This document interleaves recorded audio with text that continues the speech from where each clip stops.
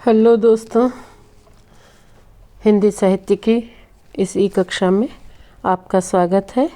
मैं डॉक्टर कैलाश पुरोहित, associate professor बाबू शोभाराम राजकीय कला महाविद्यालय अलवर, आप सबसे मुखातिब हूँ। और आज हम भंवर गीत की व्याख्या, जो कि क्रमशः करते हुए चले आ रहे हैं, उसका अगला अंश हम आज देखेंगे, है ना। मैंने आपको बताया भी था कि जो भ्रमर गीत एक विशिष्ट काव्य, जिसमें भ्रमर को संबोधित करके गोपियाँ अपनी विरह व्यथा कहती हैं। सूर ने जब इसे लिखा तो उनकी गोपियाँ भोली भाली हैं, है ना।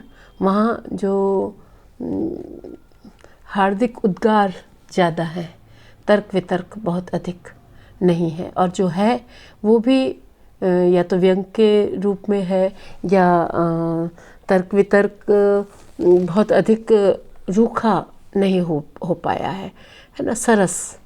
सरसता उसमें हर स्थान पर है।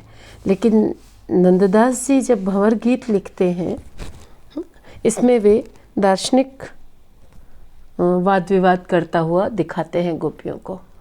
ये जो जितनी भी हमारी कृष्ण भक्ति है या कृष्ण की जो लीलाएं हैं, इन सब का प्रतीकात्मक अर्थ है। मैंने बताया था आपको पिछले व्याख्यानों में, कहीं ज़रूर बताया होगा कि कृष्ण तो परम तत्व, परमेश्वर, परमात्मा के प्रतीक है। गोपिकाएं जीवात्मा का प्रतीक है। श्री राधिका जी कृष्ण की ही आह्लादिनी शक्ति के रूप में है ना। और जो बांसुरी वादन है, वो जो सम्मोहित करने की जो बांसुरी में शक्ति है, वो अणु अणु को सम्मोहित करने वाली शक्ति है। तो वो भी एक अलौकिक नाद है, अलौकिक ध्वनि है, अलौकिक बांसुरी का सुर है। तो इस तरह से जो ये लीला धरा पर हो रही है, वो पूरी की पूरी अलौकिक हो जाती है। गोपिकाओं और श्री राधिका और श्री कृष्ण और ब्रजमंडल, ये सारे के सारे नित्य लीला के अंतर्गत आ जाते हैं। नित्य किशोर, मैंने कहा नित्य किशोर श्री कृष्ण, नित्य किशोरी श्री राधिका, और नित्य जो ब्रजमंडल जो है वो उसका स्थान, और वहाँ की गई लीलाएं जो परमात्मा अपने भक्तों के लिए अवतार लेकर करता है, उनके प्रसन्नता के लिए करता है, और उन्हें अपने में लीन करने के लिए, है ना, लीला के माध्यम से भक्ति करने और लीन होने के लिए प्रेरित करता है। तो यहाँ देखिए, हम 26वां छंद अब देखेंगे भंवर गीत का, जिसमें गोपिकाएं फिर वो कर्मवाद का खंडन कर रही हैं, कर्मयोग का खंडन कर रही हैं। जो हरि के नहीं कर्म, कर्म बंधन है आवे, तो निर्गुण वे वस्तु मात्र परमान बतावे। जो उनके परमान है, तो प्रभुता कछु नाही, निर्गुण भय अतीत के, सगुण सकल जग माही, सखा सुनि श्याम के। गोपिकाएं तर्क वितर्क कर रही हैं, जैसे दो पंडित शास्त्रार्थ करते हैं। क्या कह रही हैं कि हे उद्धव सुनिए, यदि भगवान के कोई कर्म नहीं थे तो वे कर्म के बंधनों में बंधे ही कैसे, या कर्म के बंधनों में पड़े ही कैसे। या यहाँ ये भी गोपिकाएं, ये भी हम अर्थ ले सकते हैं, जो हरि के नहीं कर्म, कर्म बंधन है आवे, है ना। जो कर्म परमात्मा को समर्पित नहीं है, वे कर्म चाहे वे अच्छे हों या बुरे हों, वे बंधन बन जाते हैं। तो वस्तु वे, तो निर्गुण वे वस्तु मात्र परमान बतावे, है ना। यदि वह निर्गुण है तो उसने कैसे वस्तुओं को अपनी सीमा के रूप में वो निर्धारित करेगा, है ना। जो तो निर्गुण है वस्तु मात्र परमान, परमान यानी उस परमात्मा के होने की प्रामाणिकता क्या है ना, उसके होने की सीमा क्या है, उसके होने का आकार या परिमाण क्या है ना। तो निर्गुण है वस्तु मात्र परमाण बतावे, है ना। इसलिए तुम उसे निर्गुण कहते हो, और फिर सीमा में भी बांधते हो, दोनों काम कैसे हो सकते हैं? यदि निर्गुण है तो फिर उसने वस्तुएं कैसे बनाई, है ना? अगर वो निर्गुण है तो कर्म के बंधन में कैसे बंधा? जो उनके परमान है तो प्रभुता के चुनाई। और अगर वह उस ब्रह्म का कोई उसकी सीमा है, यानी संसार मात्र ही उसकी सीमा है या पदार्थ मात्र ही उसकी सीमा है, तो फिर उसकी सर्वव्यापकता का क्या आधार है? उसको प्रभु मानना, उसको विभु मानना, वो कैसे संभव है? क्योंकि जो परमात्मा और प्रभु तो वही है जो सर्वव्यापक है, सार्वकालिक है, सर्वत्र जो उसकी व्यापकता है। प्रभुता तो बहुत महान चीज़ है। तो तुम तो हे उद्धव, तुम तो उसकी सीमा बताते हो, उसकी सीमा इस संसार को बताते हो, तो फिर वो उसकी सीमा कैसे हो सकती? जो असीम है ना, जो असीम है उसकी सीमा संसार कैसे हो सकता है? जो कर्मों के बंधन में नहीं बनता तो फिर वो कर्म बंधन में पड़ता कैसे है? वो यदि निर्गुण है तो उस वस्तु या संसार या ब्रह्मांड को हम उसकी सीमा कैसे मान सकते हैं? और अगर उसकी सीमा है तो फिर उसकी विभुता, प्रभुता या सर्वव्यापकता क्या है? उसकी असीमता क्या है? अगर वो सीमा में है तो फिर उसकी असीमता क्या है? निर्गुण गए भय अतीत के सगुण सकल जगमाए। गोपिकाएं कहती हैं कि निर्गुण की बात मत करो उद्धव, निर्गुण भय अतीत के। कभी किसी समय निर्गुण की प्रभुता रही होगी, निर्गुण की मान्यता रही होगी। सगुण सकल जगमाई, जो हम तो सगुण साकार कृष्ण को देखती हैं और उन्हीं को सारे संसार में व्याप्त मानती हैं। और सगुण श्री कृष्ण की भक्ति ही सारे संसार में व्याप्त है। तुम्हारा निर्गुण तो भूतकाल की चीज़ हो गया, पुरानी चीज़ हो गया, व्यतीत चीज़ हो गया, बीत गई चीज़ हो गया। तुम्हारे निर्गुण की अब महत्ता नहीं है, अब महत्ता सगुण की ही है, कृष्ण की है ना। तो कहते हैं कि निर्गुण होते हुए उस परमात्मा कैसे निर्गुण है तो उसने सगुण संसार कैसे रचा, है ना। तो निर्गुण होते हुए वो सगुण विश्व में कैसे व्याप्त होगा? सगुण जो कृष्ण है वही इस संसार में व्याप्त हो सकते हैं। तुम्हारा निर्गुण इस संसार में व्याप्त नहीं है। ऐसे करके गोपिकाएं निर्गुण का खंडन करती हैं और सगुण कृष्ण की भक्ति का मंडन करती हैं। अगले कुछ दो छंदों में इसी बात को आगे बढ़ाया गया है। उद्धव कहते हैं, जो गुण आवे दृष्टि मांझ, ये नंबर नहीं है, यहाँ अंबर होगा पाठ। इसका पाठ आप शुद्ध कीजिए, प्रिंटिंग मिस्टेक हो जाती है। या तो यहाँ नश्वर है और या यहाँ अंबर है, दोनों से अर्थ हम ले लेते हैं, है ना। जो गुण आवे दृष्टि मांझ अंबर हैं सारे। क्या कहती हैं गोपिकाएं कि हे उद्धव सुनिए, उद्धव जी कह रहे हैं गोपिकाओं से कि जो गुण आवे दृष्टि मांझ नश्वर हैं सारे। हे ब्रजबालाओं सुनो, हमारी दृष्टि में जो गुणमय पदार्थ आ रहे हैं वे सब तो नश्वर हैं, है ना। जो दिखाई देता है वह तो सारा नश्वर है, वो नष्ट हो जाएंगे। इन सभिनते वासुदेव अच्युत हैं न्यारे। ये जो संसार दिखाई पड़ रहा है, जिसके कण कण में तुम्हें कृष्ण समाये दिखाई देते हैं, वह तो शून्य है ना। अगर हम इसको अंबर लेते हैं तो अंबर यानी आकाश को शून्य माना गया है और नश्वर यानी जिसका नाश हो जाता है। दोनों ही तरीके से अर्थ निकल आता है। जो गुण आवे दृष्टि मांझ नश्वर हैं सारे। जो यह गुणमय पदार्थ हमारी नज़र में आते हैं, जो ये गुणमय संसार हमें दिखता है, वह संसार तो नश्वर है, नष्ट हो जाने वाला है। या वह संसार तो शून्य है, वह स्थायी नहीं है। जैसे लिखते हैं कबीर, धुआं केरा धोरहर जात न लागे बार। जैसे धुएं के महल, है ना, धुएं के महल स्थायी नहीं होते हैं। धुएं में जो हमें आकृतियाँ दिखाई देती हैं वो समाप्त हो जाती हैं। उसी तरह धुएं के महल की तरह यह संसार है ना। जिसको पानी केरा बुदबुदा आसमानस की जाति, देखत ही छिप जाएगा जो तारा पर भांति। बहुत तरीक़ों से अपने संसार के नश्वर होने की बात कही है कबीर ने। तो इन सभिनते वासुदेव अच्युत हैं न्यारे। फिर क्या कहते हैं उद्धव कि वासुदेव कृष्ण या अच्युत परब्रह्म, अच्युत कृष्ण का ही एक नाम है, केशव का ही एक नाम है। और वासुदेव क्यों कहा कृष्ण को? क्योंकि वसुदेव के पुत्र वासुदेव, है ना। और जैसे कुंती के पुत्र कौन्तेय, है ना। जैसे भगीरथ गंगा को लाए तो भगीरथ द्वारा लाई गई गंगा भागीरथी, है ना। ये नाम इस तरह से संस्कृत में। तो वासुदेव माने वसुदेव पुत्र श्री कृष्ण, इसलिए वो वासुदेव हैं।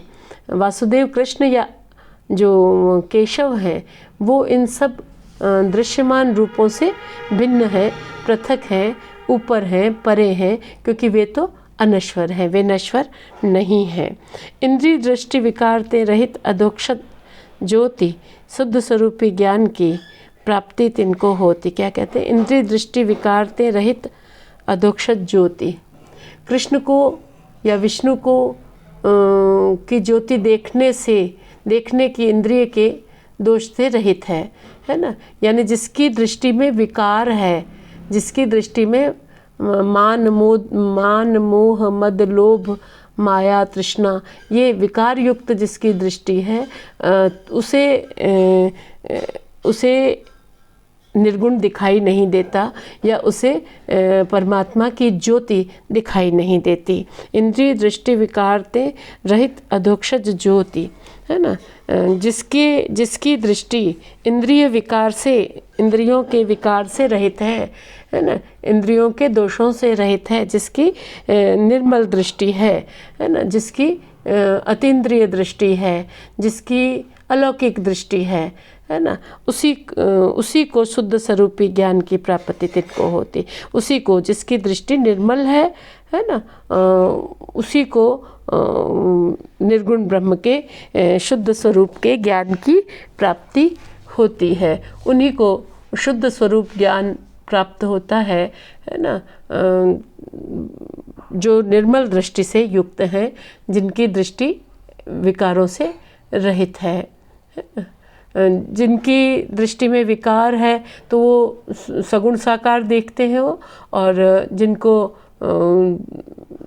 जिनकी दृष्टि विकार से रहित है वे उस परमात्मा के निर्गुण शुद्ध स्वरूप का ज्ञान उनको हो जाता है और वे उनको ब्रह्म को प्राप्त कर सकते हैं। तो यहाँ ज्ञान योग का प्रतिपादन है।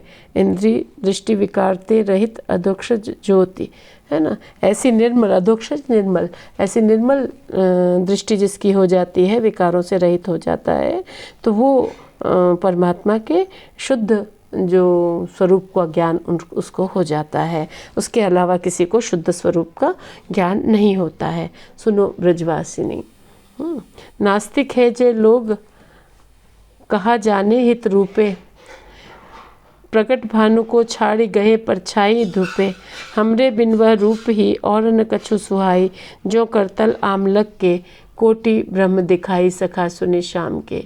गोपियाँ फिर प्रत्युत्तर देती हैं संवाद के रूप में। ये है एक कथाक्रम का निर्वाह है भी और नहीं भी, अलग अलग भी आप इन छंदों को पढ़ सकते हैं और एक साथ पढ़ते हैं तो फिर ये जो है आपको इसमें कथाक्रम का निर्वाह दिखाई देने लगता है।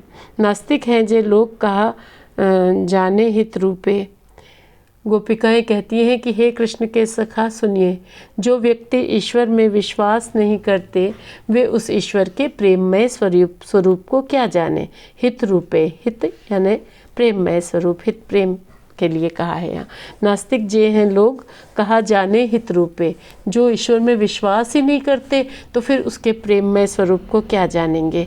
प्रगट भानु को छाड़ी गए परछाई धूपे, और जो ईश्वर में विश्वास नहीं करते वे प्रत्यक्ष रूप से चमकते हुए सूर्य को छोड़कर भी उसकी परछाई को पकड़ने की कोशिश करते हैं, धूप को पकड़ने की कोशिश करते हैं, लेकिन वे जो सूर्य का जो स्वरूप है, जो प्रकट स्वरूप है, जो सामने दिखाई देता है, वे लोग ऐसे ही हैं जो नास्तिक हैं, वो वैसे ही हैं जैसे सूर्य को छोड़ करके उसकी परछाई धूप मात्र को जो पकड़ते हैं। हमरे बिन वह रूप ही और न कछु सुहाई, गोपिकाएं कहती है कि हमें तो श्री कृष्ण के प्रेममय रूप के अतिरिक्त कुछ और नहीं सुहाता, कुछ भी अच्छा नहीं लगता, है ना। जो करतल आमलक के कोटि ब्रह्म दिखाई, है ना। वे कहती हैं कि हमें तो कृष्ण में ही, समझिए इसको, कि कृष्ण में ही संपूर्ण परमात्मा के दर्शन होते हैं। जैसे हथेली पर रखा हुआ आंवला पूर्णतया दिखाई देता है ना। जैसे हथेली पर आंवला रखा हो, उसी तरह गोपिकाएं कहती है कि हमें तो करोड़ों ब्रह्म इस कृष्ण में ही दिखाई देते हैं। कोटिक ब्रह्म दिखाई, हमें तो करोड़ों ब्रह्म कृष्ण में ही दिखाई देते हैं। हम जो नास्तिक हैं वो परमात्मा के प्रेममय स्वरूप को नहीं जानते। वे नास्तिक लोग वैसे ही हैं जैसे प्रत्यक्ष सूर्य दिखाई दे तो भी उसको छोड़ करके और सूर्य की परछाई को प्राप्त करना चाहते हैं। हमें तो श्री कृष्ण के उस अलौकिक स्वरूप के अलावा कुछ नहीं दिखाई देता।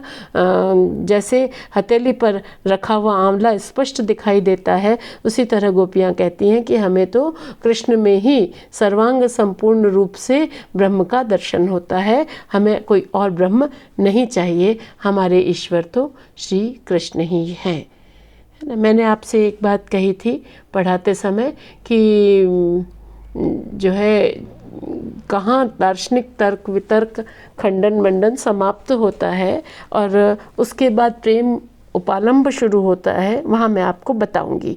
तो ये जो छंद हमने अभी किया है ना, व्याख्या देखी, यहाँ पर ख़त्म हो जाता है दार्शनिक संवाद, है ना। और इसके बाद नंददास जी आ जाते हैं उल्हाने पर, उपालंब पर। इतनी बात होने गोपियाँ जैसे गले तक भर गईं तर्क वितर्क करते करते, खंडन मंडन करते करते, और उसके बाद वे व्याकुल हो उठी और जैसे ही उन्होंने कृष्ण का स्मरण किया तो उनकी आँखों के आगे कृष्ण का स्वरूप साकार हो गया। तो अब देखिए कवि का असली कृतित्व, क्योंकि जब पारिभाषिक शब्दावली ज़्यादा होती है ना, तो स्थूल शब्दावली ज़्यादा होती है तो फिर कविता उतनी अच्छी नहीं बन पाती, है ना। कविता में ज्ञान आ जाता है लेकिन कविता कम हो जाती है, ज्ञान अधिक हो जाता है। अब आगे आप देखेंगे कि जब शास्त्रार्थ जैसी बातों को छोड़ करके नंददास जी उपालंब के रूप में गोपिकाओं की भावनाओं को व्यक्त करते हैं, सुंदर काव्य बन पड़ता है। ऐसे में नंदलाल रूप नैनन के आगे, आई गयो छवि छाए बने बीरे अगरुबागे, ऊधो सो मुख मोड़ के तिन्ही सो कहे बात, प्रेम अमृत मुक्ते स्रवत अम्बुज नैन चुचात, तरक रस रीति की। देखिए इसी क्षण जैसे ही ये दार्शनिक वाद विवाद से गोपिकाएं दग्ध हो गई, जैसे अति हो गई इस दार्शनिक वाद विवाद की, तो उसी क्षण गोपिकाओं के आँखों के आगे साक्षात कृष्ण का रूप आ गया, है ना। और कृष्ण का स्वरूप प्रत्यक्ष हुआ तो उन्होंने ये देखा कि कृष्ण की छवि उनको दिखाई दे रही है और उनकी वेशभूषा क्या है कि वही पीताम्बर से अलंकृत है वो।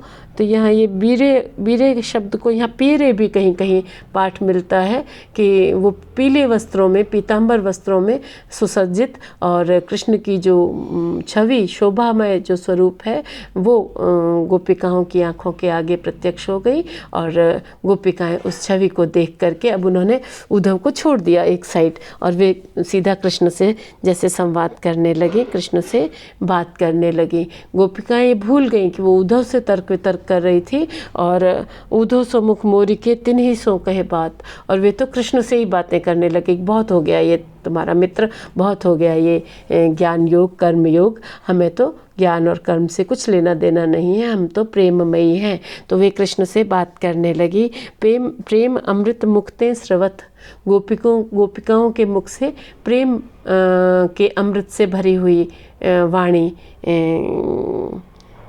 वाणी प्रवाहित होने लगी, है ना।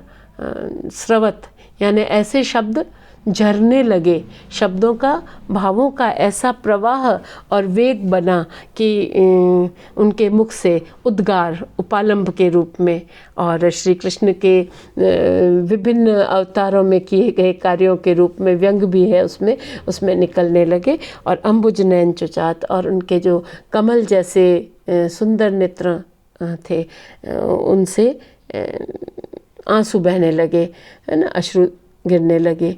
और फिर लिखते हैं कि तरक रस रीति की, क्या लिखते हैं कि प्रेम की यही रीति है, प्रेम ऐसा ही होता है, प्रेम भावावेगमय होता है, प्रेम